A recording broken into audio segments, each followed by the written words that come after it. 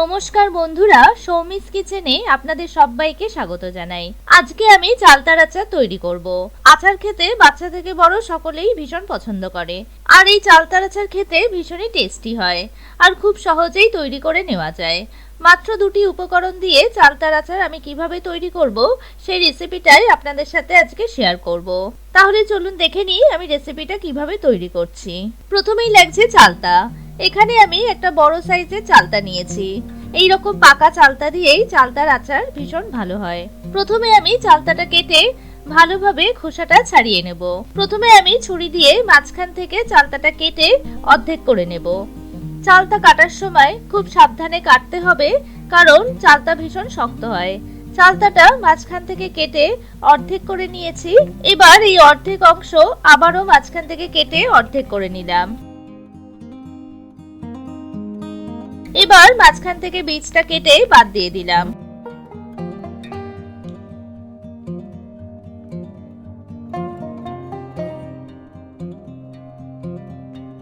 চালতাটা এরকম লেয়ার থাকে, আমি প্রত্যেকটা লেয়ার আলাদা করে নিলাম। এবার মুখের দিকে শক্ত অংশটা কেটে বাদ দিয়ে দিলাম।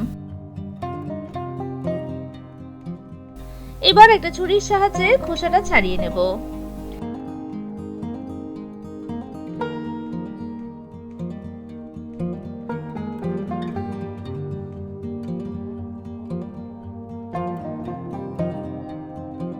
চালতার খোসাটা ছাড়িয়ে নিয়েছি।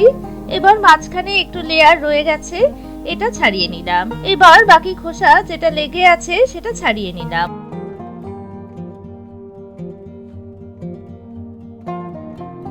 এবার চালতাটা মাঝখান থেকে লম্বা লম্বা টুকরো করে কেটে নিলাম। এইভাবে বাকি চালতাগুলো খোসা ছাড়িয়ে কেটে নেব। চালতাগুলো খোসা ছাড়িয়ে টুকরো করে কেটে ভালোভাবে ধুয়ে নিয়েছি। এবার চলে যাব পরের স্টেপে।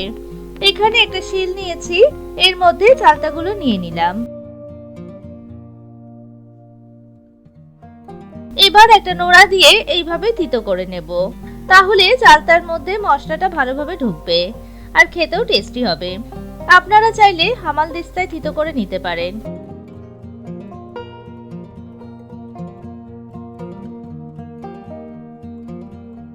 এইভাবে চালতাগুলো সব থিতো করে নিলাম। এবার একটা বলে উঠিয়ে নিচ্ছি। এবার চালতার আচারটা আমি তৈরি করব। এখানে একটা কড়াই নিয়েছি, এর মধ্যে প্রথমে 1 টিস্পুন সরষের তেল দিয়ে দিলাম। তেলটা প্রথমে একটু গরম করে নেব। তেলটা গরম হয়ে গেছে। এবার এর মধ্যে 1/2 টিস্পুন পাঁচফোড়ন দিয়ে দিলাম। এবার পাঁচফোড়নটা নাড়াচাড়া করে ভেজে নেব। ফোড়নটা হয়ে গেছে। এবার এর মধ্যে থিতো করে রাখা চালতাগুলো দিয়ে দিলাম। এবার একটু নাড়াচাড়া করে নিলাম। এবার এর মধ্যে সামান্য লবণ দিয়ে দিলাম।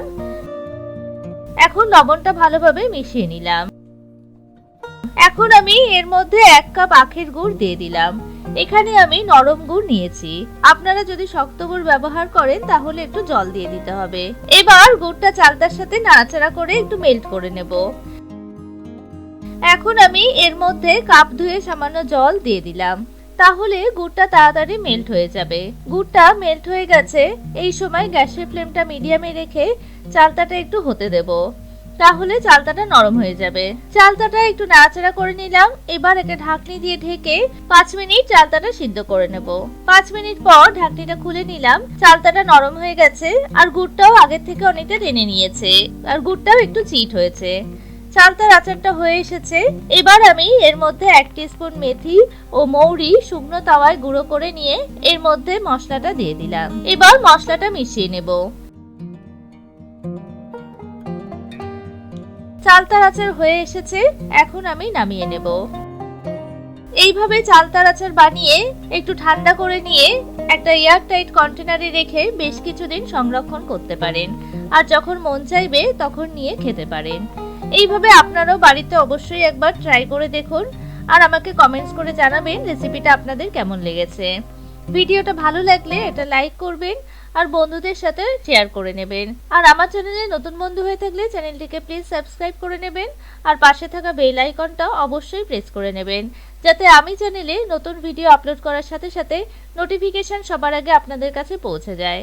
আজ এখানেই শেষ করছি, পরে দেখা হবে নতুন আরো একটা রেসিপির সাথে। ভালো থাকবেন, সুস্থ থাকবেন, ধন্যবাদ।